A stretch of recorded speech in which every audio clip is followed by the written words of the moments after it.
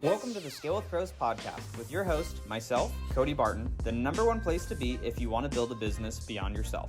And for all the resources we talk about in the show, make sure to head over to scalewithpros.com. All right, so let's go ahead and dive in. So I have here Brian Davila, and really excited to have him on the podcast today. And he's involved in a few different businesses, from being a successful real estate investor for years. Has a portfolio of rental properties, has ran an education business as well.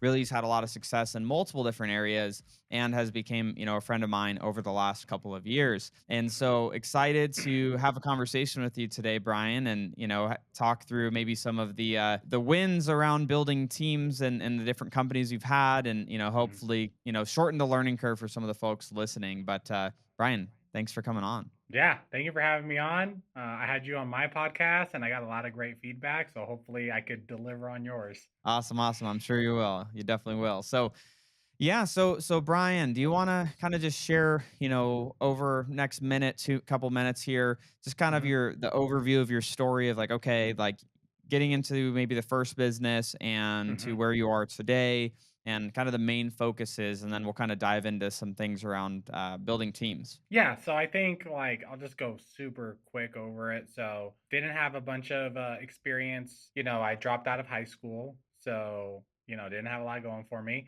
My first business was actually a barber shop. I don't know if you knew that, but the first business No. that I actually bought a barber shop. It's crazy. Bought a barber shop, even though I don't have any hair. And that barbershop with no hair is crazy, but and that business actually failed. So that business literally failed, like completely tanked.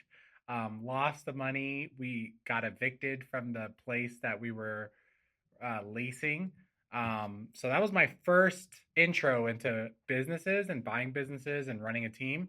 So that business failed. As soon as that business failed, I got my real estate license, and then scaled that realtor business to like 500 to 600K a year in profit. And then I got into flipping and wholesaling, got that business to making 7 figures a year. And then I partnered with Ryan Pineda on an education company. And then we got that company to like 7 figures a month. And now I'm here speaking to you. I love it. I love it. So what's interesting is there's a lot of people that are probably listening to the podcast right now, and they're like, if they had a failure like that, they're probably thinking in their head like, I'd be out. I would just stick to my safe job and just do that, Mhm. and not even go through the risk of what you experienced. I mean, what was it that kept you going from, like, literally the first entrepreneurial experience you had was getting Mhm. into this barbershop, just dumpster fire, doesn't work, and now you're Mhm. like, I'm gonna just keep on going, because a lot of Yeah. people would quit after that. Yeah, so I think what was happening in my head a lot of the times is like, one, like after work I just didn't know what to do. I just had like a lot of free time on my hands. And then I've always been very good at saving money, so then I just had a lot of like extra money. That's why I bought that barber shop. So I had the 25 grand to just buy a barber shop. So a lot of time, a lot of extra money, and I've always been someone that likes to hustle and do little things. Like I would sell stuff on like Facebook way back in the day. I would buy stuff on Craigslist and then resell it. So I've always like done some sort of like hustling to try to make money. Um, and once I saw as a realtor that you can make a lot of money, I just had more faith that, starting a business you could make way more than 6 figures a year. So I Mhm. think that's kind of what intrigued me, is like there's no cap to how much you can Yeah, make. So that's kind of like that's always been like my hook in any business. totally. No, that makes sense. So then fast forwarding, now running the education business, having rentals, and you know, the fix and flips, the wholesaling, and all of that. What, from, that gap of, okay, you had the realtor business, to obviously then you've had to hire some people and, grow a team to be able to do these different things. What would you say, within one of those first couple hires, like for somebody that's maybe never hired someone before, if you would share maybe a mistake that you made early on when you first started hiring people, and maybe some of the things that you do differently today that would be helpful for people that are listening to hopefully help them not make that same mistake. Yeah, I think I could probably give you like five off the top of my head, but I think one of the first ones that it almost still I still almost relearn it today, but typically when you hire someone that's good, they make your life easier. It seems like that would be common sense, but I don't know if this happened to you where you hire someone and it almost seems like your job or day gets harder, and then you start like regretting going to work. You feel like you're doing twice as much work because now you're like having to do their job and train them to do their job, but then they never end up figuring it out. So like any good hire that I've hired, I knew immediately within the first 2 to 3 days that I made a good decision. And then Yeah. all the other ones where I'm like, I don't know if this is good or this is possibly bad, they never end up working out. They never end up turning into A players. So now I kind of already understand like the first week you're gonna know who what type of person you're working with. Whatever they told you in the interview doesn't even matter anymore. You might as well forget everything they told you and just look at how they're performing. Um, so yeah, I would say that would be like the main key. And I still struggle with this today where we'll keep salespeople on for too long and we're like, is it the marketing? Is it the salesperson? Like literally in 2024, in my wholesale business, we had a salesperson leave. We replaced them with a new salesperson. They underperformed for 2 months because I was letting my COO kind of just learn from the situation. Um, we ended up firing that person. The next person that came in produced more than the original person that was producing a lot. And I just knew like right away, like I just knew they weren't performing. But yeah, I've seen that over and over with media people, with ad buyers, with copywriters, with assistants. Like the A players, they show themselves super fast. That's so true. And, it's I think especially when people are newer into hiring, you have to be paying attention to for some of those red flags. I was having a conversation with our head of operations. This was probably a couple months ago, and we were just kind of laughing and about it, but we were like, because a lot of W2 roles, you have this like 90-day probationary period, and I'm like, I don't think I've ever hired anyone that within the first like 60 days weren't impressive and then they magically became impressive in their role afterwards. Mm-hmm. Like you said, it's like you typically are going to see that they're going to be good within that first. I'll give them a little slack of like, okay, the first 30 days are integrating in, depending on the complexity of the role too, right? But Yeah. but within that first 30, 60 days, if someone hasn't shown, their colors of being an A player, they usually aren't going to magically become an A player. Like I literally don't have one example that I've ever seen someone not be good for the first 30 to 60 days and then magically they become good. So I definitely would agree with you on that. So when you're doing your hiring, is there anything that you've implemented within, over these last couple of years that you felt like was super helpful, whether it was, in the interview process or once you hired someone in the onboarding to kind of like suss out some of those potential issues before you keep someone too long, or any Mm-hmm. tips that you'd share? I guess with salespeople, I usually just need some sort of sales experience. Like even one of our best salespeople right now, he was doing cars and then had no real estate experience, but I could just see that he was like kind of hustling, buying and reselling cars. So I was like, okay, he has sales experience and he has hustle. So for a salesperson, that's really what you want. So I hired him. He ended up taking off. One of our best salespeople at Wealthy has produced like 200K months, 300K months himself. That's like two Yeah. to three times more than everyone else. Didn't have real estate experience, didn't have education experience, but he sold e-com stuff. He had like an e-com thing that he was selling. Typically, for most hires, I want experience. And then before I hire anyone, I put them through some sort of test So if we're Mhm. hiring someone to do funnels, they have to make us a funnel for free. We're going to give them instructions like they were an employee, and they have to give us like a landing page, some copy, whatever, the best that they can with the information they Yeah. give us. And then we judge them. Where before I would kind of just wait until they came in, and then I'd be like, oh, Yeah. like you actually don't know how to do this job that you said. So copywriters, we want like a 5 email sequence on this event coming up. Here's the landing page, go write it. And then I also want to see like how are they going to try to force me to do the work? Are they going to take long to do the work? Are there going to be a bunch of errors in their work? So same with salespeople, same with admin, same with everything. I kind of just test them before they come in and work full time for us. That's so funny because that's pretty mirrors pretty similarly our process. We typically with most roles we have like a 3-step interview process where one is like quick cultural interview just over the phone via Zoom, and then we do like our technical interview, which is the second one, which is like you said, if it's a video editor, here's a video, edit it, get it to us Yeah. by tomorrow. Let's see how fast they can edit something. If it's, sales, have them try to sell some, it's like, all right, sell me, in the technical, it's like, sell me the last product or service that you sold. Go.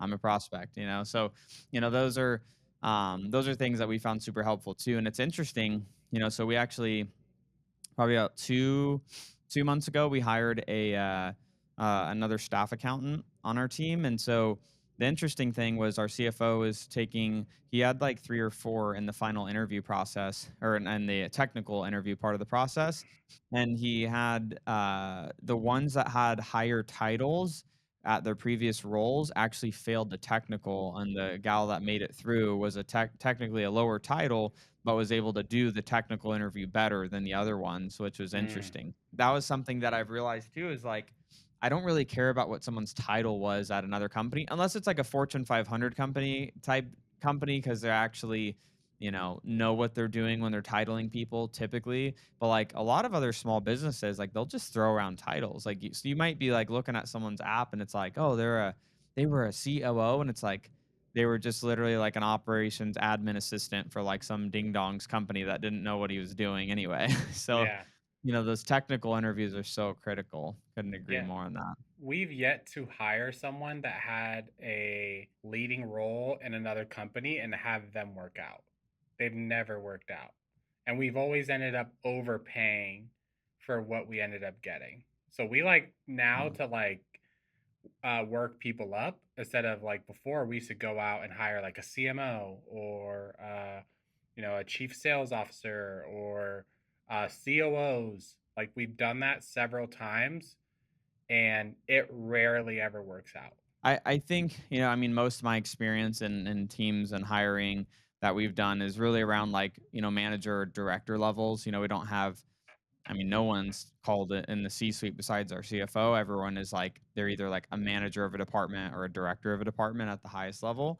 But that was also something that, learned, is not giving people those high titles typically. Like we usually, like if we're like on the operations side, it's like, someone comes in, it's like operations coordinator, operations manager, senior ops manager, director, it's like all of those, tiers. That's super interesting though, that you guys had that experience with bringing in those. Was it all like C-suite level type roles, or were that even like just like a manager of a department? Managers, it hasn't been a problem, but it's like whenever we ever try to hire a C-suite person, they rather like just didn't perform or they almost came in kind of like entitled where they felt like a sales let's just say like a chief sales officer, they're like too good to get on the phones. Like they want to manage, they have the manager mindset where they're trying to manage but they're not trying to like go out and do, and they've just never worked. Or we just what we were paying was not worth it. It's not even like they didn't work, it was just like, all right, we're paying 200K for what turns out to be like a manager, you know? Yeah, yeah, and it's like, okay, I could just go hire a sales manager for 85. Yeah, exactly. Or I could just promote one of my closers and give them 2K a month salary and let them close, and they're happy. Yeah, just have more of a lead. one of the things that I learned recently, so I'm working on implementing this with our company, the Plant Guy, with a hire that we're making over there right now. But so I have this coach. His name's Adam Coffey. Have you heard of Adam before? No.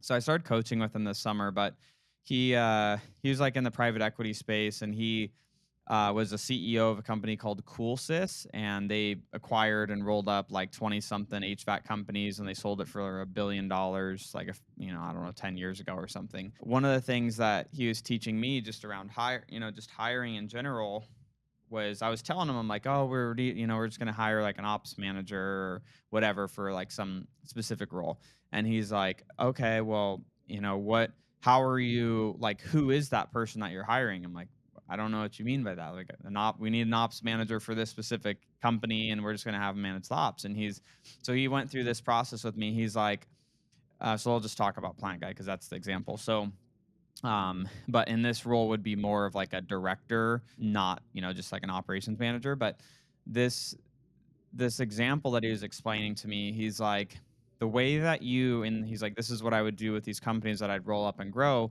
He's like, you need to hire for where you're going, not where you are. So he's like, Plant Guy, did 3 million last year when we were acquiring it. We'll do right around 4 million this year. And so he's like, what you need to do is go hire a director that has worked in retail, and a privately owned retail type company that came into a company when they were around somewhere in 3, 4, 5 million a year range and helped grow it to 10 or 15 or 20 million a year. And I was like, well, that seems like super niche. And he's like, yeah, exactly. You got to go find them. Like, it's not an easy thing, but you need to go find. He's like, that's what I would focus on when I was hiring at some of these certain levels, is like, I would look at, okay, based on where our company is and what our plan is over the next 12, 18, 24 months, I would go find someone that worked in a similar space in a similar type company, or at least a few different, very similar industries. So, like he was telling us for Plant Guy, where it's like retail, he's like, it could be an interior design firm that they helped grow, or like a, retail furniture, privately owned shop that was grown, like, in that same revenue range. And so he's like finding those similar types of businesses, and at the same level that that they came in at, that same level that you're at, and help them grow it, because they'll come in knowing already what your company will need to do and change from the structure standpoint to get to that next level, and they'll understand where things are going to break along the way. And he's like, that's one of the secrets of what he always would do when he'd go into these companies, is he's like, I would put tons of effort into our team going after and headhunting, if we needed to, that specific type of person that's been in that size company. So we're going to be starting that process with Plant Guy, going into the new year. But I thought it was just a really interesting approach, and I was like, when he told me it, I was like, that seems like common sense now that he tells me that. But I'm like, I don't know, it's just no one's ever kind of broken it down that way. It's just like, okay, yeah, hire for competency and their past experience, but actually hiring for where your company's size is was kind of interesting too. For real estate and like on the education side, we are a lot more like, they have to have super clear experience on the specific thing that we're trying to have them do, or else it just never works. So very similar. Like our last CFO, he was like, he had his own company that he sold education, and then he did his own bookkeeping, and then we recruited him. So yeah, very similar to what you're saying. Yeah, totally. So I guess, what would you say, like, now with where your businesses are at today, what would you say are the biggest challenges that you're working on overcoming, or like some of the most recent challenges that you've had that you've now overcame? I think patience. So for me, I'm very impatient. So I'm like, it's like, if we have a good month, let's say in the business we make 160K in like net profit, then I'm like, you know what? Let's scale and get to 200K. So let's ramp up the marketing and hire some more salespeople and just do more. But like, anytime like I try to move too fast, it just doesn't work. It So just breaks. having, yeah. It's So just so having like, annoying. Yeah, and then you don't, and then that 100K turns to 50K, and then you're like, why are we doing half? Cut all those expenses. And then so like just being more patient on like the decisions that I'm making has definitely been something that I'm like I still struggle with, because like it's almost like if you make 100K a month, you want to like, okay, how do we get to 200K a month? And then once you get there, the number does, it doesn't matter. What we were doing 750 a month, and I was like, we need to get to $1 million. And then we got to $1 million, and then our net was less than when we were at 750. So I'm like, okay, we need to get it to 1.2. So it doesn't matter where the number is, but just making sure that you're growing and staying profitable, not just growing just to grow. That's kind of like Mm.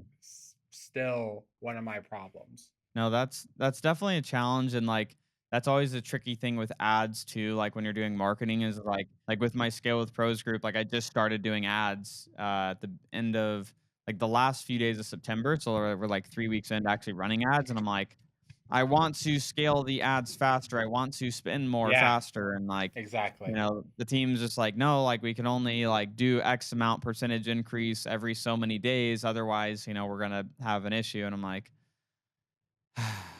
okay. Because they're like, we don't want to just like, double the budget. And then it's like now performance goes down, then we're scaling back, and then we're like working on ramping it back up. And so Exactly. that is, I definitely feel that in my soul too, of just wanting to go faster. And I think that's just a lesson too, just as being a business owner, is just sometimes all you can do is all you can do. And you just have to be more patient with the progress. And I know for us too, whenever we try to go too fast or we try to ramp something up too quick, it ends up everything, the profitability goes down, like you said, or, Mhm. you hire too many people, maybe too fast. And then now there's a couple, people that snuck through. And, I don't know if you ever, it's kind of funny, but I listen to Dave Ramsey's Entree Leadership podcast sometimes. And Mhm. he's like, you end up letting donkeys in. He's like, you have thoroughbreds and donkeys. And he's like, you start hiring too fast because you're trying to speed up your growth. And then some donkeys slip through the door. And then now you got, donkeys in your company that, and your thoroughbreds don't get along with donkeys. And then you start getting internal problems. Yeah, and then the thoroughbreds perform less because now there's like more people, and then you're like, what's wrong with them? And then the ads turn. So yeah, like I said, even if it's like, hey, we made 60K, I'm like, dude, let's invest all of it into ads and then make 600. But it just doesn't it just doesn't work like that. It's like I wish the math would just work like that. Yeah, yeah. We're like, we spent six and made 60. If we spend 60, we'll make 600. That's $7 million a year. We're gonna be balling. Like, I don't want to make 60K. I want to make 7 million. So that's definitely where I have to be like, okay, let me like chill and make quarterly decisions instead of like day-to-day decisions. I'll just be like turning up and turning down day to day instead of like trying to stick things out for a whole quarter. Yeah, no, that totally makes sense. And I think that's, just in itself is a good lesson for the other business owners listening is, sometimes you just have to, play things out. And obviously there's a balance of like, applying pressure to continue to grow, but sometimes going too fast can, get things messed up. And there's always that, balance in like every business. It's like you have the people, the technology, and then the money. It's like balancing out like having the capital to grow without getting too ahead of yourself, or having the technology that's going to scale with the thing that, we're growing. And then the people, it's like, do we have enough people where we can actually, grow and take on more people? That was one of the lessons, this was back in probably 2020, 2021. Our VA company, Start Virtual, learned this lesson. We were growing too fast. We were, a healthy rate for us to onboard as far as new clients is really like 7 to 10 clients a week. And back in 2021, like we had this like huge surge of clients coming in the door, and we were like onboarding 30 to 40 new clients every week. And our quality went to trash in like 60 days. And then we had this massive churn, and we're like, oh my gosh. And like we should have just been saying no to Mm. taking on more clients. And, obviously Mm. sales teams like, yeah, we're crushing it. And then ops team is like hairs on fire, stressing out, like we're Mhm. underwater, like we can't go fast enough. And like, the batons being dropped at different points. And it's a frustrating part of business where it's like you try so hard to get the flow in, and then it's like keeping up with the flow. And if you Mhm. slow it down, then it's like you don't want to mess up the flow. And so it Exactly. definitely felt that at multiple occasions. But then, when you don't have the flow, it's just like, gosh, like we just need to get more flow coming in the door. Yeah. I think for most of my businesses, it's never been like a how do we produce more flow? It's like staying profitable and growing profitable. That's been my thing. Just making sure we're ultra profitable and don't get sucked up into the revenue number. Like focus on like growing the profit, not the Yeah. not just the revenue. Yeah, it's that whole saying of like revenue is vanity, profit sanity. It's like I'd rather have a 8 million a year business that's profiting 4 million than a 35, $40 million a year business that's profiting 4 million. It's like I'd Exactly. rather just have the higher profit. Yeah. And that's 100%. that's been a lesson, the last few years too, is like, working on these different companies and the type of company too. And not to discourage people that are listening that have, product businesses, but like physical goods. But Mhm. I've learned a lot over this last year of like, man, like I don't think I want to be in any like physical good businesses in the future. As I've learned with, you know, uh, Plant Guy is a good company, but one of the things that I've learned there is like even making profit, we're always having to buy more inventory. And it's like that's the great thing about like the info product business or other online businesses is like you're not having to store inventory, you're not having to rent space to keep the inventory somewhere, you're not having to buy stuff from, other countries and, deal Mhm. with stuff getting stuck in customs. Like, man, that has been a lesson. And it's interesting. I was actually at a wedding last week, and I met this guy, Chris Mead, and he started a company that's like volleyball net. He like invented this like volleyball net, and he's doing, I don't know, 8 figures a year with this thing. And we were talking about it, and he's like, "Oh, dude, and he's like, I want to get out of this business." And I'm like, "What?" And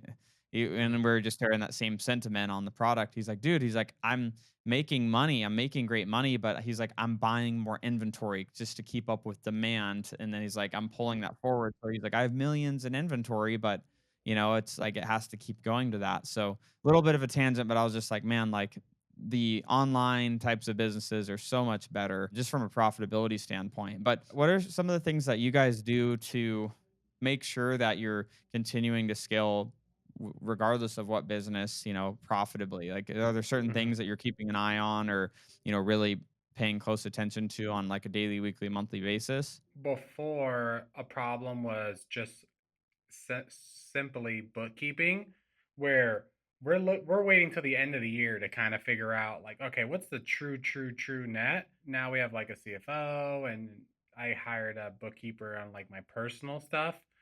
Like being more aware of that, it definitely like it humbles you because you're like, dude, I thought we were making $2 million, but we're only making one. I've been telling everyone we made $2 million and we only made one. So that for sure is like a huge thing of like if because I'm more of like a visionary salesperson, marketing type of person. So making sure that there's someone there really checking the ones and twos and all the extra expenses, that has been huge for all the businesses. And then in the beginning, I felt like I think I overpaid everyone because I was thinking as myself, I'm like, why would this person want to come in and work for 36K a year? Like that's terrible. But I don't know what the minimum wage is, but if you pay someone $20 an hour, which I feel like is a pretty good hourly pay, that's 3K a month. That's 36K a year. Like we have some great players at that amount where before I was just like, dude, they want to make six figures, and I would like coach them up. I'm like, dude, one day you're gonna make six figures, and da da da. There's no reason for it. So now I kind Yeah. of like, and people, I bet you people are gonna be like, you can't hire great people for 36K a year. 100% you can. Like some of our best people that we've had that we eventually have to pay them more, but they came in at $20 an hour type of work. No, that's super interesting. And, that's something that, I mean, we have, a whole system. We have something called our employee compensation guidance doc, which literally like outlines like our financial pay strategy as a company, how often pay compensation is reviewed, which for us it's annually, what the percentage pay change can be on any given role, and this whole plan that goes to all of anyone that manages people, so they're all on the same page of like when compensation can be reviewed, what the potential change, that could be eligible for. So it's just like super clear. And, that was something that, earlier on, one of the things that I know I struggled with is like when people would want to make more money, they just come complain and be like, I need to make more money. I need to make 10,000 more a year. I need to, do this or that. And, that was something that, I implemented probably like 2 years ago and has been, Hmm. oh my gosh, like I feel like a new human because now no one ever comes to me or is coming and asking for pay changes or anything, like unless it's on like their annual, right? Like it's just everyone has access to see this doc and it's like this is when the pay is changed. Like, so there's no point in asking. It's just this is how we do things here. And so that was something that helped us. And then also, really doing like the comp research. Like we have our HR manager that just, does the research on the individual roles based and then the responsibilities, the industry, our revenue size, and creates a compensation report for us. And we're like, well, this is what the comp research says for this type of role and our type of industry at our revenue size. And that's been super helpful too, because, my strategy early on, before I had an HR manager and a CFO and all that was like going on Indeed and just like looking up similar titles and like, okay, like, this role's paying 60, that one's paying 75, and this one's paying 55.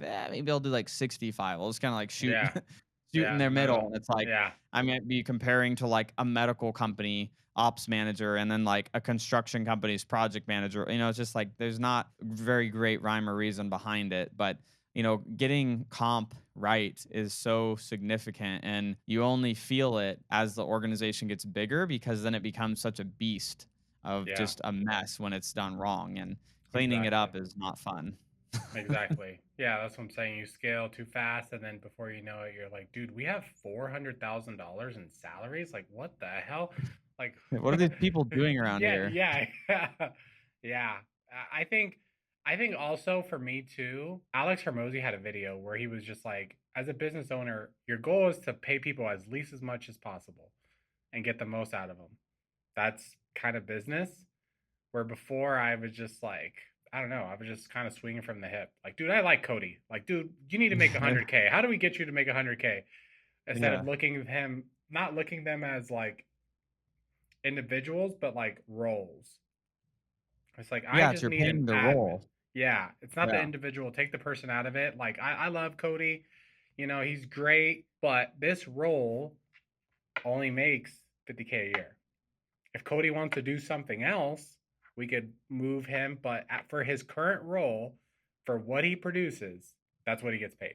Well, I think it's just, it's like another thing that, we do, and whenever we're like consulting and I'm working with other companies, we'll like and this is like an interesting exercise and like kind of like eye opening sometimes where I'll sit down with a business owner and we'll build out their accountability chart for like what the company requires to actually operate at the current scale and maybe at, their next target, which is maybe like 1.5 times or 2 times, their current size. And so we build those two org charts or accountability charts, and we don't put any names on the roles. We just build the chart. And then after we've built it, then we go and put names on all of the roles that we built.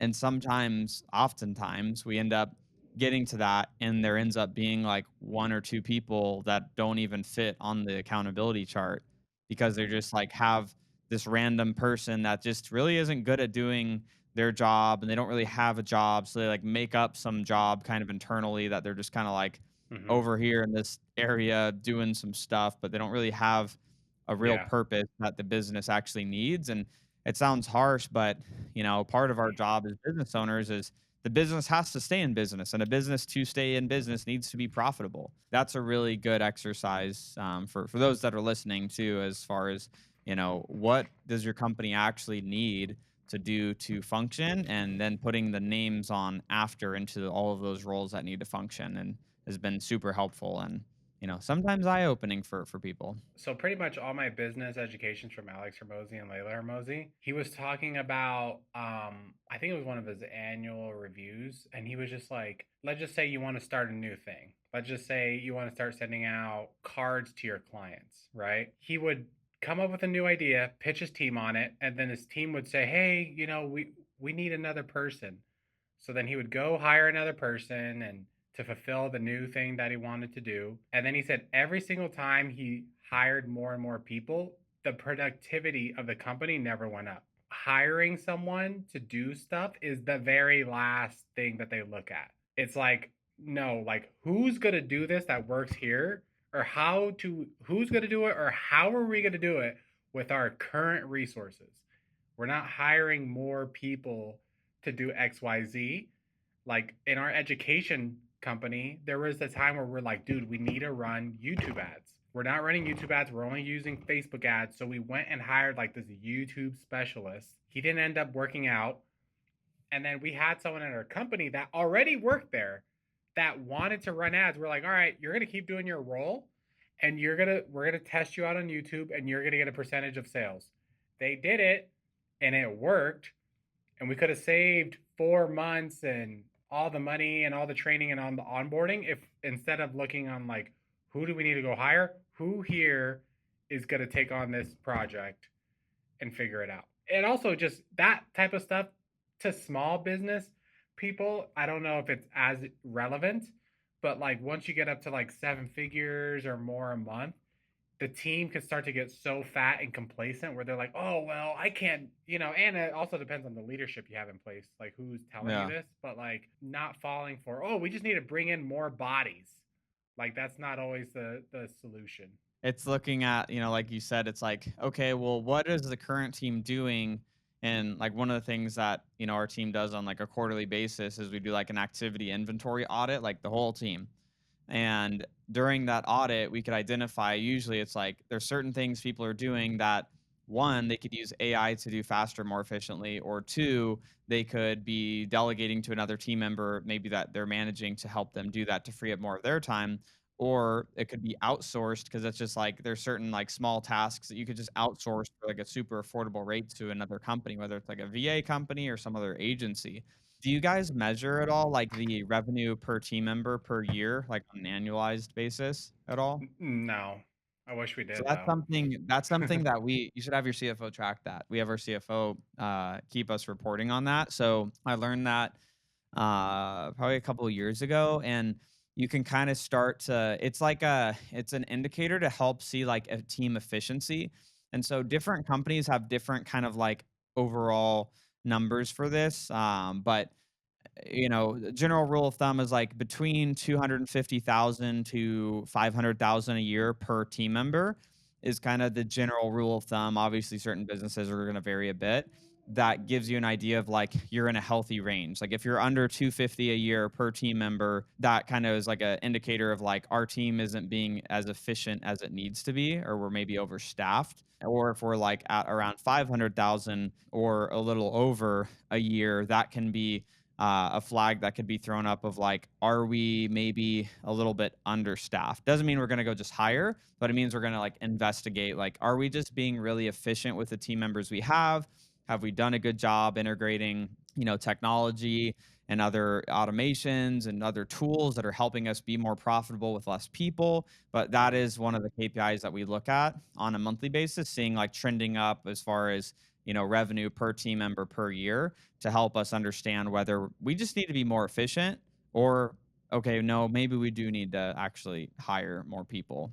On like your VA company, what kind of like margin does that company have, since like the VAs are going to be way cheaper than like American workers? Yeah, and that's where it depends on the type of company. Like those stats are more for like our US based, like just US teams. For the VA company, like on our different offerings, so like on our general like admin and like, lead gen services, we're achieving on like the net percentage side, like anywhere from 15 to 20% net profit.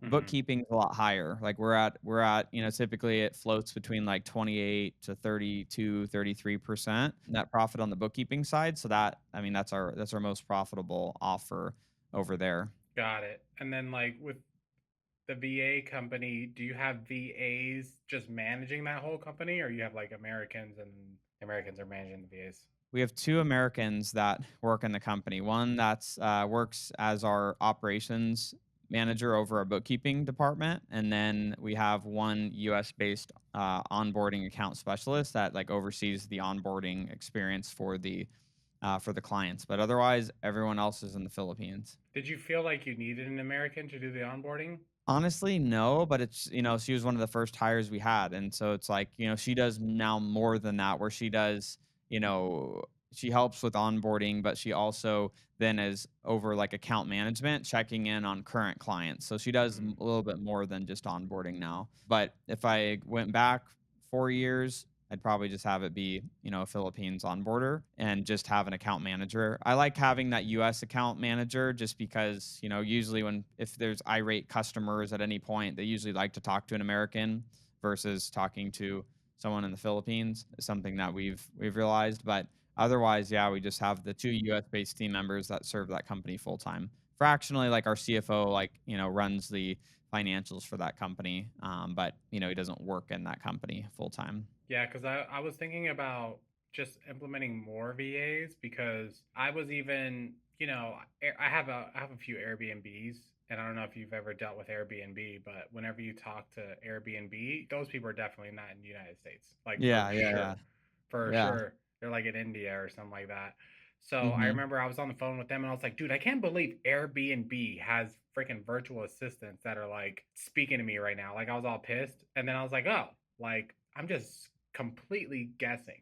But they probably wouldn't be as profitable if they only hired in the United States. Oh, totally. I mean, a lot of those big companies, they're hiring overseas, and Banks, yeah. yeah, yeah. I mean, I was on the phone with Chase like a month ago with like some like dispute or something that happened, and I called and and then I was talking to the lady, and I was like, I knew that the accent was Philippines, and I was like, where in the Philippines are you? And she was like, got all nervous. She's like, I'm like, I'm not worried, like that's fine, like But she's like, oh, I'm in Manila. I'm like, Yeah. And that's Chase Bank. And yeah, it's people have freaking Chase way Bank. smaller businesses that are like, no, we can't. They need to speak to an American. It's like, bro, these freaking big, huge companies are like completely shipping jobs overseas. So, One of the things that I am really excited to do after, it'll be sometime a little bit down the road, but I is bringing in accountants that I met this guy, and I'll have to tell you about it offline, but I met this guy that he started a VA agency. I met him in Utah like a month ago at a mastermind. And what he does, it's super niche, where he finds people from like 29 different countries that are that are going through a couple US universities, getting like their accountant degree or CPAs, and those types of financial and then like design and project management type degrees. And he finds those people that then go back to their native country like Guatemala or wherever the heck the 29 countries are, and he recruits them, and he's able to get them, where it's like you can hire an accountant for 2,500 bucks a month that got a degree at a US university mm-hmm. and speaks perfect English, that spent 4 years in America on their student visa, but now just live back in their home country. And I was Dang. like, that is such a niche that he's Yeah. into. But I'm definitely going to be hiring from him in the upcoming months when we need to serve more clients on the finance side. But I was just like, man, like you could do so. I mean, the world's so open to being able to do that type of stuff now that you don't have to be spending, and he does video editors too, but it's like you don't have to be spending freaking, I mean, we've kind of disbanded the way that we're, me and Pace were doing things on the media company, but he wanted US editors and all this, and we were freaking spending, I don't know, 50, 60 grand a month on editors. There's talented editors that you could hire in Eastern Europe that have, understand sarcasm and understand like the US communication style, and you could hire them for 2,500 bucks or 3 Or grand a less. month Or or way less. less. Yeah. Yeah. That's Yes. like more talented where they could story tell. Yeah, but even like I have a friend, I won't put him on blast, but he puts out about 3 long forms a day. And then like he posts on like TikTok, LinkedIn, this, that, does all the texting multiple times a day, long forms, all that crap. And he pays two people $2,100 a month, and they do all of it. Thumbnail copy, they post it here, they post it there, they send out an email to the list, and I'm just like, dude, I pay like $6,000 and I could barely get 2 videos a week. He's Oh doing my. 3 videos a day. And I was like, what the hell? So yeah, it's just like it really opened, and I thought about this the other day too, of just like VAs in general. I'm like, dude, that's the only way to become ultra profitable is if you're able to pay, like, instead of an American that I would pay $3,000 to $5,000 a month, $3,000 to $6,000 a month to edit, I could pay someone $600. It's like not even close. It's crazy. It really is. I know we're coming up on time here, so I want to, This is like a big ad for your Star Virtual. You might as well just drop the. No, I mean, we Guys, don't even do those services. We don't do editing. We don't do that stuff. So, yeah. it's just a fun conversation though. As we're getting ready to wrap up, Brian, so for the people that are listening, trying to get from that 6-figure to 7-figure a year mark, what would you any just, final words of advice, from that gap that, would help them get there maybe a little bit faster? For me, it was always like, instead of working harder, I needed to work different. So like someone said that to me one day, I was like, that makes so much sense, because I was the type of person where I'm like, okay, if I made 10K this month and I worked 40 hours, I'm like, okay, what I'm going to do, I'm going to show up an hour early, and then I'm going to show up an hour later, and then put in an extra 4 hours on the weekend. That'll get me to 15K. So I was always just like, work harder, make more calls myself, where like if you just take a step back sometimes from your day to day and figure out how do you work different, like strategically, what can you change to make more money, that will make more of an impact than just working harder.